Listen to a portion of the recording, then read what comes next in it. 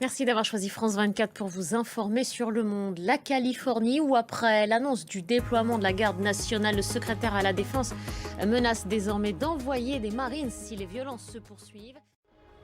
La garde nationale arrive à Los Angeles, en Californie. 2000 hommes déployés à la demande du président américain. Voilà pour les dernières images. Place à l'analyse maintenant avec vous, Anne Corpé, le président américain qui mandate donc la garde nationale contre l'avis du gouverneur. C'est assez rare pour être souligné. Oui, normalement, c'est à la demande des gouverneurs que la garde nationale est déployée. Merci beaucoup, Anne. Merci pour toutes ces explications complètes. On en vient maintenant au sort de Miguel Uribe. Il a été opéré avec succès, dit le maire de Bogota. Ce sénateur colombien, candidat à la présidentielle de 2026, a été visé par une tentative d'assassinat ce dimanche. L'Ukraine a annoncé un échange de prisonniers avec la Russie pour la semaine prochaine. L'opération devait se faire ce week-end.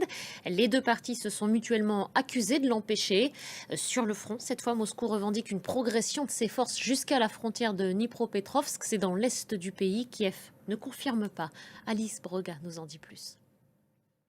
Nous sommes à la veille du coup d'envoi du sommet des Nations Unies sur les océans. Ce sera ce lundi à Nice. Une cinquantaine de chefs d'État et de gouvernement y sont attendus.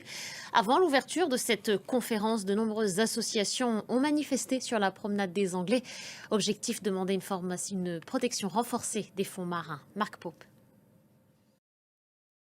En France, toujours cette marche blanche ce dimanche en hommage à Hichem Miraoui, victime d'un crime raciste et terroriste. Restez avec nous sur France 24. À suivre tout de suite votre magazine Outre-mer. Nos confrères reviennent sur ce drame. On se retrouve dans quelques instants pour la suite d'Autour du monde.